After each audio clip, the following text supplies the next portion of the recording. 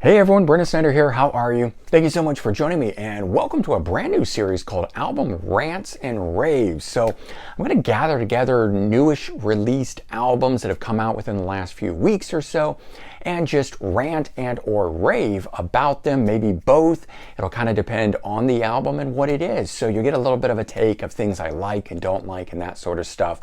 Sort of a little different than an album review. This is going to be something where it's really just going to be about likes and dislikes and that sort of thing.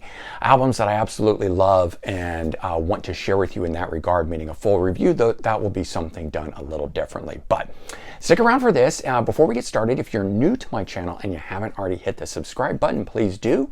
Also, leave a comment, hit like, all those things help support my channel. I would greatly appreciate it. And of course, as an added bonus, by turning on notifications, you'll stay up to date on really cool episodes like this brand new series I'm starting here called Album Rants and Raves. So let's dive into it with one of the biggest albums that have come out so far this year. It is the brand new Metallica album. It's been a long time since they put out an album. We finally get this here. And, my first impression of it was it all sounded the same. And while I do love the album, there is a part of me that dislikes the album because there aren't any real peaks and valleys to the thing. So this is one of those ones where it's like, there's parts to rave about it because it's consistent, it's heavy, it all rocks, there aren't any ballads on it, that sort of stuff. But because it all sounds the same, it's just one of those things where, I don't know, I don't feel like I want to start it over when it's done. It kind of feels like I've heard, 10 of the same song or whatever. And the second part of this that is something that I kind of have ranted about also is the packaging on it. It's a cardboard packaging inside a sleeve, and one of the things that I really dislike when bands do it is no track listing on this thing. I have to open this up and then go through this kind of, crazy packaging, which is interesting, and I don't mind that. I like when bands do something a little bit different, but not until I get all the way to the inside down here do I get the track listing. It's not even on the back side of this. They could have put it here so that at least I only had to pull it out of the sleeve. But it's things like that about albums that can, the balance of what I like, what I don't like. So is it a good album? Yeah, I do like the music that's on it, but it doesn't really hold my attention over and over and over with repeat listens and that sort of stuff. So I'm not sure quite how I feel about it. It's going to be interesting to figure out and kind of decide later on after like living with it for 6 months or so where it's going to fall in my top 20 countdown at the end of the year, but we'll have to wait and see. And kind of all these albums we're going to do today. I've got, that was one there, but I've got 9 more to do here. So 10 of these we're going to run through. Now, I just thought this would be funny. We talk about Metallica there, and we know there's that tied connection between them and Winger from the Nothing Else Matters music video where the band is throwing darts at Kip Winger. So I'm going to talk about Winger's album next, 7, which came out the week after, maybe it was a week or two, but Winger's brand new album, first one for them in 9 long years. But what's really cool is, and this is certainly a rave, we've got Paul Taylor, the original keyboardist and rhythm guitarist, returning to the fold. And I don't really know how much of himself he brought to this, because I do know that Kip and Reb always get together in a room and write and have churned things out, and then the others come in and embellish and so forth. But I like to think, because of what I'm hearing in this, there is a definite return of that keyboard sound from the first 2 albums. So for me at least, I love that Paul Taylor is back. I feel like I'm hearing a lot of his embellishment in the way that what he brought to the music originally. So I love that about this. But when I first heard this album, I didn't really hear any songs stand out to me, or what I might consider, to call, say, a single, right? There's sometimes you put on an album, you're like, wow, that is such a great track. It's so classic sounding. Of course, that was the single from it. And I don't really hear that from the album. It's not to say there aren't great tracks. I'm loving this album from start to finish. There's not a bad song on this Winger album. First single that came off at Proud Desperado. Yeah, that's a single, and it might even be the best song on the album. but it wasn't one of those ones that was immediately thought of to me as that should have been the first single, and definitely what they released as the second single, the last track that's on the album, It All Comes Back Around. I was kind of shocked that that was the second single. It just doesn't scream single quality or something that you're going to hear on the radio or played the video of, that sort of stuff. And I know that this kind of music isn't really played on radio anymore, so that kind of thinking is out the door and so forth. But once I got the album and I listened to Proud Desperado as the first track and It All Comes Back Around as the last track, it suddenly made a lot more sense to me. So in the context of a whole album, everything makes a lot more sense. It is a very consistent album, and when I get done with this one, I definitely want to restart it over and so forth.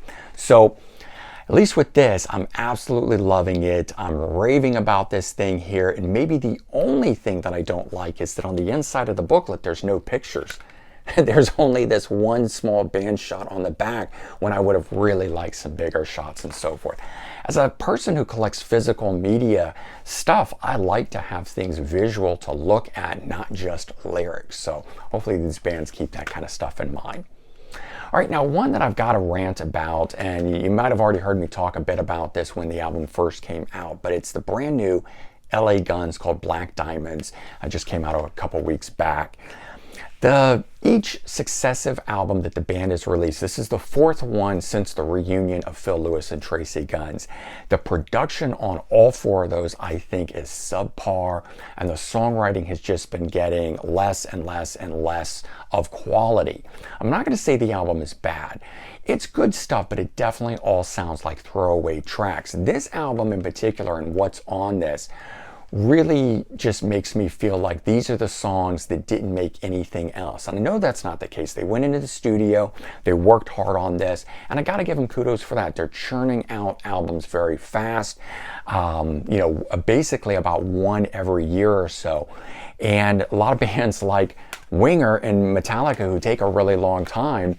So I'm appreciative that LA Guns is doing it, but when the stuff dips to the low quality that this is here, I have to question whether they should be churning it out that fast. And the stuff that's on here, I just feel like does not sound like the band. Phil Lewis really isn't sounding like himself. The style of writing really doesn't sound like LA Guns.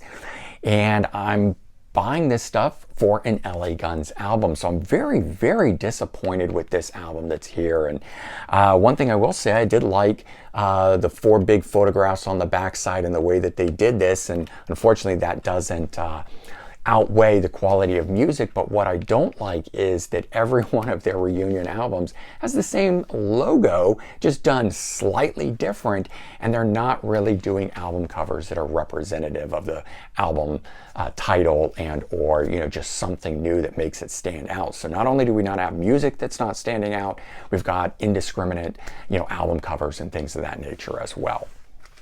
All right, one that ended up really surprising me, new Mike Tramp album called Songs of White Lion, where he's just doing re-recordings, but they're reinterpretations of the White Lion songs. And I thought, okay, they're going to be the more acoustic balladry type folk rock stuff that he's been doing as a solo artist. And while we're still on that vein, they are rocked up, and it basically sounds like what if White Lion had formed today or recorded all of these songs today?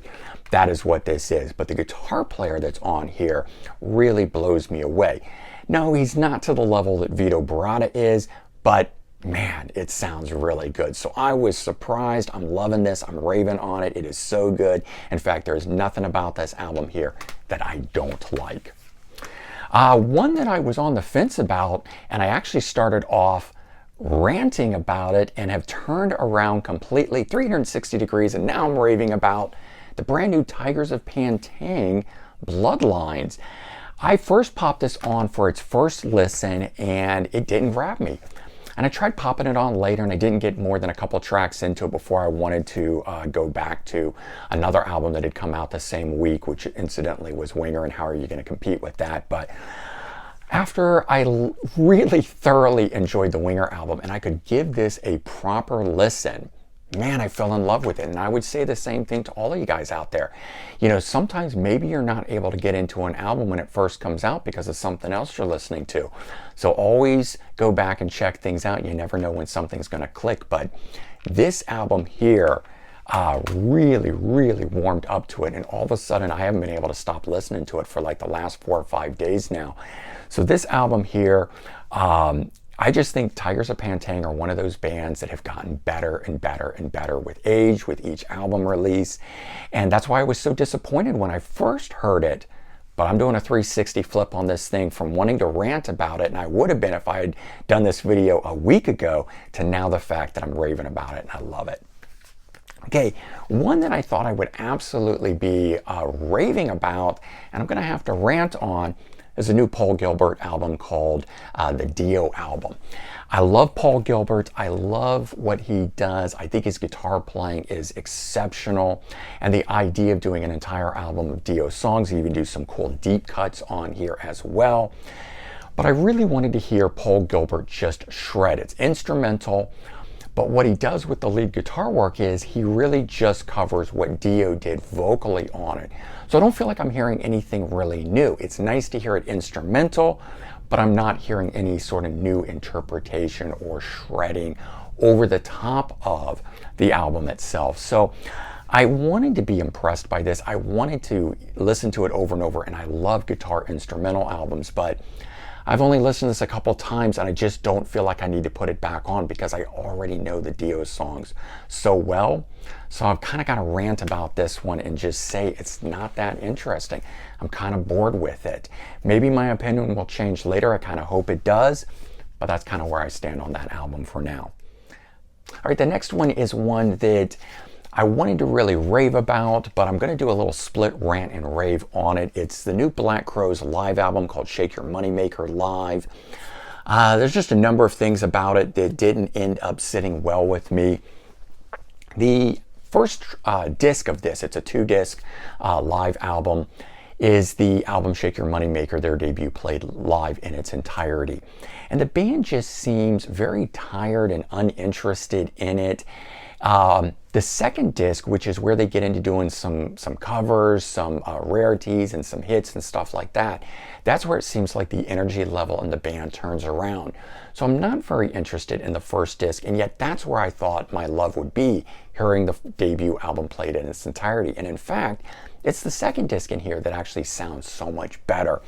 And so I'm a little bummed out that the whole thing doesn't just have super huge energy behind it, making me want to love this thing. But the other thing that I think is really silly about this is we get this cover of Chris Robinson, this picture here on the back of Rich. We open it up, we get another shot of these two guys here, and then nothing as far as who's in the band, who's playing on this. There is this little booklet here, single page like that, that just has the track listing, and I've already got the track listing there. So what was the point of doing that on the inside? Why is there no information about who is in the current lineup of the Black Crowes? It really just screams the fact that this is not really a reunion album, and so I'm just absolutely hating that aspect of this album here, and I've got to rant over the quality, that this just doesn't have a lot of energy in it. But hey, that second disc is pretty good there. One that I do have to absolutely rave about, and I wasn't sure I'd be able to, is new Smashing Pumpkins album, Atum.